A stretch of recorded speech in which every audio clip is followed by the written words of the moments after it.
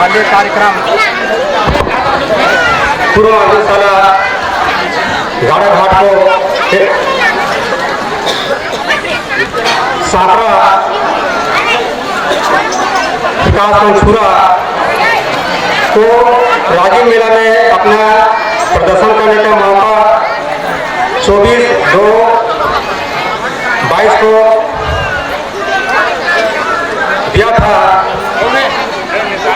लेकिन समय अभाव की वजह से हम नहीं दे पाए, जिसका बोल है धरती दाई का सेवा जोहारा। सरकार का योजना है छत्तीसगढ़ का 4 चिन्हारी नरवा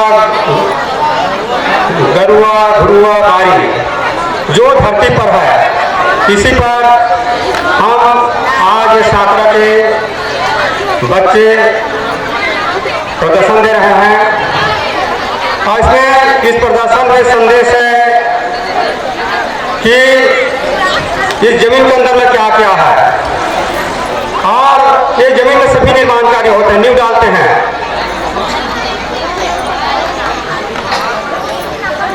धरती के सेवा से अनाज, बाड़ी के सेवा से फूल फल सब्जी, और गाय के सेवा करने से दूध। तो ये छत्तीसगढ़ में गरियाबंद जिला भी आते हैं। तो गरियाबंद जिला में हीरा का भंडार है, जो देवभोग, सैनमुआ, पहली खान, जुगाड़ के नाम से, रत्नागरबा के नाम से जाना जाता है। तो इस प्रकार धरती में सब कुछ है। तो धरती से हमें अनाज मिलता है, और इस अनाज के संबंध में किसान क्या क्या उत्पन्न करते हैं, और किसान के उपजाए हुए अनाज को चिड़िया से लेकर हाथी और संतरी से लेकर मंत्री तक खाते हैं। मैं साकरा में आने पहले विकासखंड मैनपुर के डेनुपदर पूर्व मधुशाला डेनुपदर में था।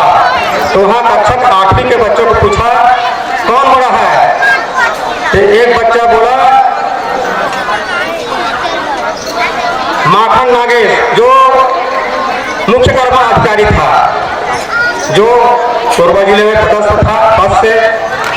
फिर मैं कहा नहीं, तो दूसरे बच्चा फिर बोला भानु प्रताप सिंह कुमर्रा, जो रिटायर डिप्टी कलेक्टर था। तो फिर मैं बोला नहीं ऐसे का। फिर दूसरा बोला बच्चा कि हमारे गांव में सबसे बड़ा दशरथ है, क्योंकि वो ऊंचाई में ऊंचा था। तो फिर बोला मैं नहीं हो सकता। फिर एक लड़का फिर बोलता है कि कांदा डोंगा, जो धुआगुड़ी के पास में जाना जाता है, सबसे ऊंचा चोटी वाला है। तो उसको भी मैं बोला ये भी नहीं है। तो एक लड़का बोलता फिर कौन बड़ा है अगर, तो वो कहा कि सबसे बड़ा राष्ट्रपति। फिर मैं बोला कि राष्ट्रपति भी बड़ा नहीं है। तो वो लोग जो भी कहते हैं इसको सब छोटा मानता है, कौन बड़ा है। तो मैं कहा कि ना उद्योगपति बड़ा है, ना कोई पहाड़ पर्वत बड़ा है, सबसे बड़ा किसान है, जिसका किसान से उपजाए धान को सभी लोग खाते हैं। और जो सरकार की योजना है नरवा गरुआ घुरुआ बारी, ये सब भट्टी पर है। ये बच्चे भी छोटे छोटे बालक है। एक टहनी आगे चलकर पतवार बन जाता है। ये कलाकार आगे चलकर महान कलाकार बनेंगे। जब पानी ऊपर से नीचे की ओर गिरते हैं तो छोटे छोटे बूंद भूरी भूरी गिरते हैं, वही धरती पर आता है तो नरवा से महानदी बन जाता है। तो इसी हम सरकार की योजना को लेकर हम आज किसान क्या क्या हमको दे रहे हैं, और जितना भी हम कार्यक्रम करते हैं, कोई भी काम करें, किसान के बिना अधूरा है। खाली है पेट, संसार डगमगाता है, भरा है पेट, संसार जगमगाता है। तो सबका पालन पोषण करने वाला किसान है, तो किसान को बोनस के बदला पेंशन देना चाहिए। और इसी को ये बच्चे लोग अपने गीत के माध्यम से प्रस्तुत कर रहे हैं। धरती दाई के माटीला बंदा माथे तिलक लगा,